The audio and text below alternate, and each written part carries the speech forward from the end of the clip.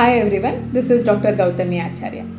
So ನಾನಿವತ್ತು renal stone ಅಥವಾ kidney stone ಅಂತ ನೀವು ಎಲ್ಲ ಕಡೆ ಕೇಳಿರ್ತೀರಾ. ಹಾಗೆ ಕೆಲವೊಬ್ಬರಿಗೆ ಆ ಥರ ಸಮಸ್ಯೆಗಳು ಕೂಡ ಇರಬಹುದು. ಸೊ ಆ ರೀತಿ ಹುಷಾರಾದಂಥ ಒಂದು ಪೇಷಂಟ್ ಇದ್ದಾರೆ ಹೋಮಿಯೋಪತಿಕಲಿ ನಾವು ಟ್ರೀಟ್ ಮಾಡಿ.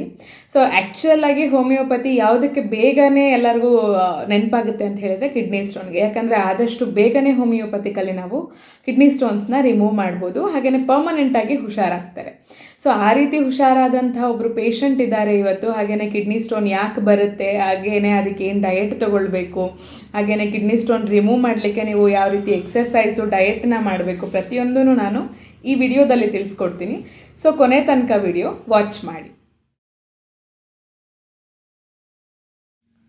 ಸೊ ಏನು ಕಿಡ್ನಿ ಸ್ಟೋನ್ ಅಂತ ಹೇಳಿದರೆ, ನಾವಿದನ್ನು ರೀನಲ್ ಕ್ಯಾಲ್ಕ್ಯುಲಸ್ ಅಂತ ಹೇಳಿ ಮೆಡಿಕಲ್ ಟರ್ಮಲ್ಲಿ ಕರಿತೀವಿ, ಹಾಗೆಯೇ ನೆಫ್ರೋಲಿತ್ ಅಂತ ಕೂಡ ಕರಿತೀವಿ. ಸೊ ಮಿನರಲ್ಸ್ ಹಾಗೂ ಸಾಲ್ಟ್ಸ್, ಯೂರಿಕ್ ಆ್ಯಸಿಡ್ ಅಂತಹ ಅಂಶಗಳು ಯಾವಾಗ ಯೂರಿನ್ನಲ್ಲಿ ಜಾಸ್ತಿ ಆಗುತ್ತೆ ಆವಾಗ ಸಣ್ಣ ಸಣ್ಣ ಡಿಪಾಸಿಟ್ಸ್ಗಳು ಅದು ಉಳ್ಕೊಂಡಾಗ ಕಿಡ್ನಿಯ ಒಳಗಡೆ ಆವಾಗ ಏನಾಗುತ್ತೆ, ಸ್ಟೋನ್ ಫಾರ್ಮೇಷನ್ ಆಗುತ್ತೆ. ಇದನ್ನೇ ನಾವು ಕಿಡ್ನಿ ಸ್ಟೋನ್ ಅಥವಾ ರೀನಲ್ ಕ್ಯಾಲ್ಕ್ಯುಲಸ್ ಅಂತ ಹೇಳಿ ಕರಿತೀವಿ.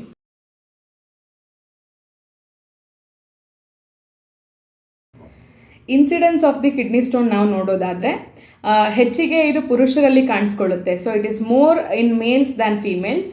ಹಾಗೆಯೇ 30-50 ವರ್ಷ ವಯೋಮಿತಿಯವರಲ್ಲಿ ಹೆಚ್ಚಿಗೆ ಕಾಣಿಸ್ಕೊಳ್ಳುತ್ತೆ. ರೇರ್ಲಿ ಯಾವುದಾದ್ರೂ ಡಿಸೀಸ್ ಕಂಡೀಷನ್ ಇದ್ದರೆ ಮಾತ್ರ ಎಲ್ಲ ಏಜ್ ಗ್ರೂಪಲ್ಲಿ ಕೂಡ ಇದು ಕಾಣಿಸ್ಕೊಳ್ಬಹುದು. ಹಾಗೆಯೇ 80% ಆಫ್ ದಿ ಸ್ಟೋನ್ಸು 2 mm ಕಡಿಮೆ ಇರುತ್ತೆ, ಅದಕ್ಕಿಂತ ಹೆಚ್ಚಿಗೆ ಇರೋದಿಲ್ಲ. ಹಾಗೆಯೇ ಒಳ್ಳೆ ವಿಷಯ ಏನಂತ ಹೇಳಿದರೆ 90% ಆಫ್ ದಿ ಸ್ಟೋನ್ಸ್ ಯೂರಿನಲ್ಲಿನೇ ಪಾಸ್ಔಟ್ ಆಗಿ ಹೊರಟು ಹೋಗುತ್ತೆ. So no need to worry about much, but ಮೆಡಿಕೇಷನ್ಸ್ದು ಅವಶ್ಯಕತೆ ಖಂಡಿತ ಇರುತ್ತೆ. ಹಾಗೆಯೇ ಯಾವಾಗ ಯೂರಿನಲ್ಲಿ ಕಿಡ್ನಿ ಸ್ಟೋನ್ಸ್ ಫಾರ್ಮೇಷನ್ ಆಗುತ್ತೆ ಅಂತ ಹೇಳಿದ್ರೆ, ಯೂರಿನ್ನಲ್ಲಿ ಕಂಟೆಂಟ್ ಯೂರಿಕ್ ಆ್ಯಸಿಡ್ಡು, ಕ್ಯಾಲ್ಶಿಯಮ್ಮು ಹಾಗೂ ಆಕ್ಸಲೇಟ್ಗಳಂತಹ ಮಿನರಲ್ಸು ಹೆಚ್ಚಿಗೆ ಇದ್ದಾಗ ಮಾತ್ರ ಕಿಡ್ನಿ ಸ್ಟೋನ್ಸ್ ಫಾರ್ಮೇಷನ್ ಆಗುವಂತಹ ಚಾನ್ಸಸ್ ಜಾಸ್ತಿ ಇರುತ್ತೆ.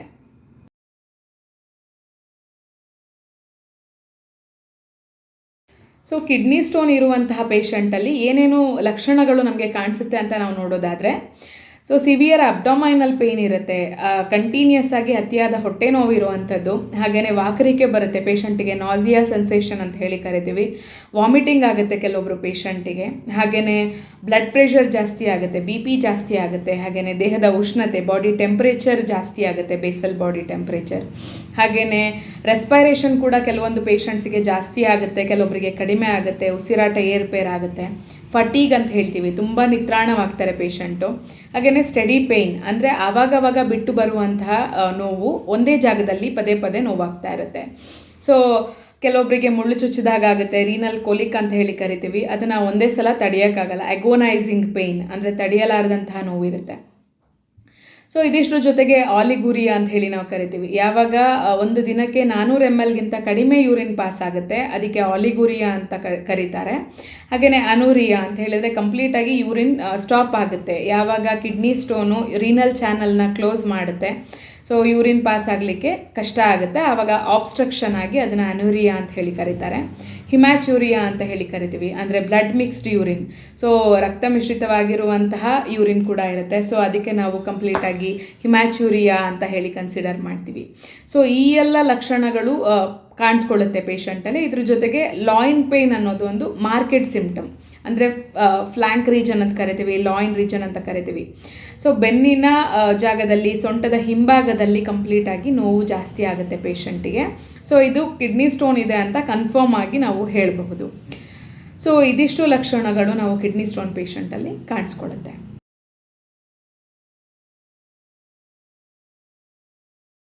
ಯಾವೆಲ್ಲ ಕಾರಣಗಳಿಗೆ ನಮಗೆ ಕಿಡ್ನಿ ಸ್ಟೋನ್ ಆಗುವಂಥ ಚಾನ್ಸಸ್ ಜಾಸ್ತಿ ಇರುತ್ತೆ ಅಂತ ನಾವು ನೋಡೋದಾದರೆ, ಸೊ ಇರಿಟೇಬಲ್ ಬೊವೆಲ್ ಡಿಸಾರ್ಡರ್ ಅಂತ ಕರಿತೀವಿ, ಕರುಳಿನ ಸಮಸ್ಯೆ ಇರೋರಿಗೆ ಬರುತ್ತೆ. ಹಾಗೆಯೇ ಹೈಪರ್ ಥೈರಾಯ್ಡಿಸಮ್ ಇರುವಂಥ ಪೇಷಂಟಲ್ಲಿ ಸೊ ಅಲ್ಲಿ TSH ಲೆವೆಲ್ ಕಡಿಮೆ ಆಗುತ್ತೆ, ಹಾಗೆಯೇ ಕ್ಯಾಲ್ಶಿಯಂ ಇಂಬ್ಯಾಲೆನ್ಸ್ ಆದಾಗ ಆಟೋಮ್ಯಾಟಿಕ್ಕಾಗಿ ಕಿಡ್ನಿ ಸ್ಟೋನ್ ಫಾರ್ಮೇಷನ್ ಚಾನ್ಸಸ್ ಜಾಸ್ತಿ ಇರುತ್ತೆ.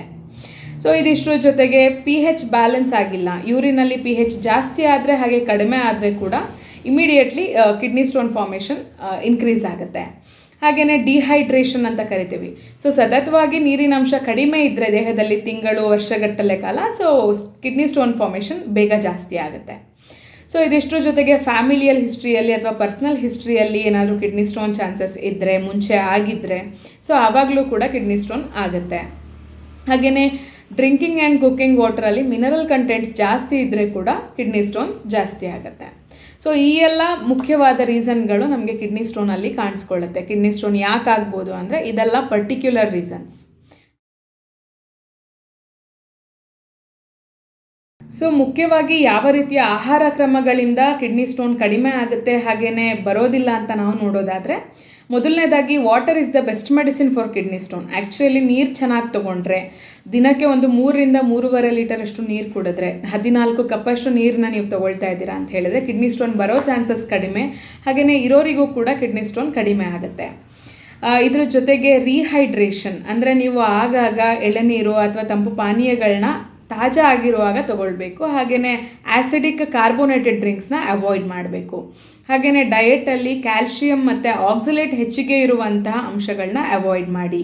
ಹಾಗೆಯೇ ಆ್ಯಸಿಡಿಕ್ ಅಂಶಗಳು, ಫಾರ್ ಎಕ್ಸಾಂಪಲ್ ಹುಳಿ ಇರುವಂತಹ ಹಣ್ಣುಗಳು ಹಾಗೂ ತರಕಾರಿಗಳನ್ನ ಕಿಡ್ನಿ ಸ್ಟೋನ್ ಇರೋರು ಕಡಿಮೆ ಮಾಡಬೇಕಾಗತ್ತೆ. ಉದಾಹರಣೆಗೆ ಆಕ್ಸಲೇಟ್ ಅನ್ನೋದು ಸ್ಪೈನಾಚ್ ಅಂದರೆ ಪಾಲಕಲ್ಲಿ ಜಾಸ್ತಿ ಇರುತ್ತೆ, ಅದನ್ನು ಅವಾಯ್ಡ್ ಮಾಡಿ. ಟೊಮ್ಯಾಟೊ ಅವಾಯ್ಡ್ ಮಾಡಿ. ಹಾಗೆಯೇ ಬದನೆಕಾಯಿ, ಅದರಲ್ಲಿ ಕೂಡ ಕೆಲವೊಂದು ಆಕ್ಸಲೇಟ್ ಅಂಶಗಳು ಜಾಸ್ತಿ ಇರುತ್ತೆ, ಕ್ಯಾಲ್ಶಿಯಂ ಜಾಸ್ತಿ ಇರುತ್ತೆ, ಸೊ ಅವಾಯ್ಡ್ ಮಾಡಿ. ಹಾಗೆಯೇ ಡೈರಿ ಹಾಗೆ ಮಿಲ್ಕ್ ಪ್ರಾಡಕ್ಟ್ಸ್ನ ಕೂಡ ಕಡಿಮೆ ಮಾಡಿ. ಸೊ ಇದೆಲ್ಲದ್ರ ಜೊತೆಗೆ ಲೋ ಸೋಡಿಯಂ ಹಾಗೂ ಕ್ಯಾಲ್ಶಿಯಂ ಇರುವಂಥ ಫುಡ್ಗಳನ್ನ ಪ್ರಿಫರ್ ಮಾಡಿ. ಉಪ್ಪು ಕೂಡ ಕಡಿಮೆ ತೊಗೊಂಡ್ರೆ ಒಳ್ಳೆಯದು ಆ ಟೈಮಲ್ಲಿ.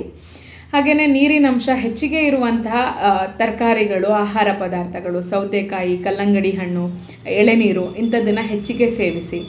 ಸೊ ಇದೆಲ್ಲದು ನಿಮಗೆ ತೊಗೊಳ್ಬೇಕಾದಂತಹ ಐಟಮ್ಸ್ಗಳು.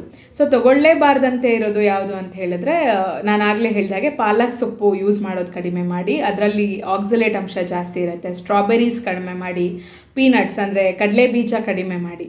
ಸೊ ಈ ಎಲ್ಲದರಲ್ಲಿ ಆಕ್ಸಲೇಟ್ ಅಂಶಗಳು ಹೆಚ್ಚಿಗೆ ಇರುತ್ತೆ. ಸೊ ಇದನ್ನು ಕಂಟ್ರೋಲ್ ಮಾಡಿದ ಜೊತೆಗೆ ಸ್ವಲ್ಪ ನಿಯಮಿತವಾಗಿ ವ್ಯಾಯಾಮ ಹಾಗೂ ಎಕ್ಸರ್ಸೈಸ್ ಮಾಡಿ. ಹಾಗೆ ಜಾಗಿಂಗ್, ವಾಕಿಂಗ್ ಇದೆಲ್ಲ ಒಳ್ಳೆಯದು. ಇದ್ರ ಜೊತೆಗೆ ನೀರಿನ ಅಂಶ ಹೆಚ್ಚಿಗೆ ಮಾಡ್ಕೊಳ್ಳಿ, ಯಾಕಂದರೆ ಬೆವರೋದ್ರಿಂದ, ಎಕ್ಸರ್ಸೈಸಿಂದ ಜಾಸ್ತಿ. So intake of water is important. So ಈ ಇಷ್ಟು ನಿಮಗೆ ಆಹಾರ ಕ್ರಮಗಳು.